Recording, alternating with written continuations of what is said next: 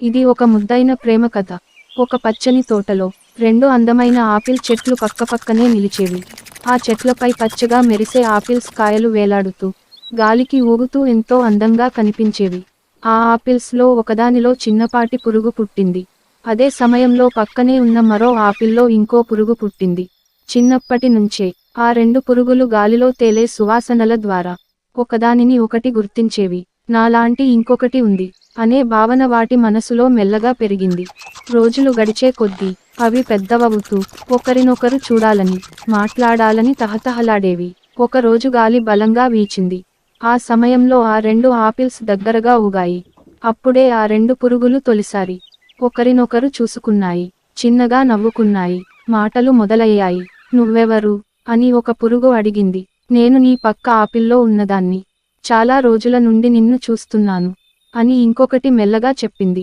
ఆ రోజు నుండి వాటి మధ్య ప్రేమ మొలకెత్తింది. ప్రతిరోజూ గాలి ఊగే సమయంలో కలుసుకుని మాట్లాడుకునేవి. తమ కలలు, తమ ఆశలు పంచుకునేవి. ఒకరోజు ఎప్పటికైనా కలిసి ఒకే చోట ఉండాలని నిర్ణయించుకున్నాయి. కానీ విధి వేరేలా ఆలోచించింది. ఒక ఉదయం తోట యజమాని వచ్చి పండిన ఆపిల్స్ కోయడం ప్రారంభించాడు. అందులో ఒక ఆపిల్ను కోసి బుట్టలో వేసి మార్కెట్కి తీసుకెళ్లాడు. ఆ ఆపిల్లో ఉన్న పురుగు తన ప్రియుడిని వదిలి వెళ్లాల్సి వచ్చింది. మరో ఆపిల్ మాత్రం చెట్టుపైనే మిగిలిపోయింది. అందులో ఉన్న పురుగు తన ప్రేమను కోల్పోయినట్టుగా బాధపడింది. ఎక్కడికి వెళ్ళిపోతుంది అని చూస్తూ ఉండిపోయింది. ఒక్క క్షణం ఏం చేయాలో అర్థం కాలేదు. ఆహారం కూడా తినకుండా ప్రియురాలి కోసం బాధపడుతూ ఉంది. ఒకరోజు అది నిర్ణయం తీసుకుంది, నేను నిన్ను వెతుక్కుంటాను. ఎక్కడ ఉన్నా నీ దగ్గరికి వస్తాను అని. అది తన ఆపిల్ని విడిచి బయటకు వచ్చింది. చిన్న పురుగు కాబట్టి మార్గం చాలా కష్టంగా అనిపించింది. నేల మీద నడవడం, పక్షుల నుండి తప్పించుకోవడం, ఎండలో తట్టుకోవడం, ప్రతి అడుగు ఒక పరీక్షలా మారింది.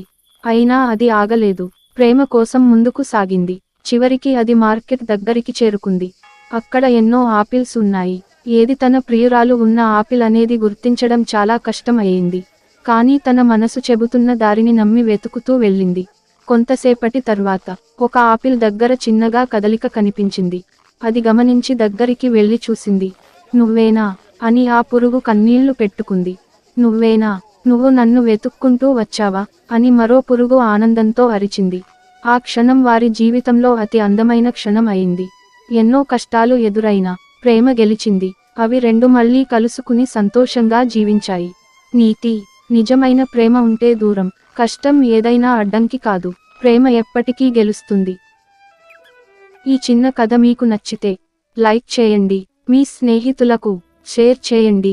ఇలాంటి మంచి కథల కోసం బుజీ కథల లోకం యూట్యూబ్ ఛానల్ని సబ్స్క్రైబ్ చేసుకోండి. పిల్లలు, మరొక కథతో మళ్ళీ మీ ముందుకి వస్తాను. Thank you.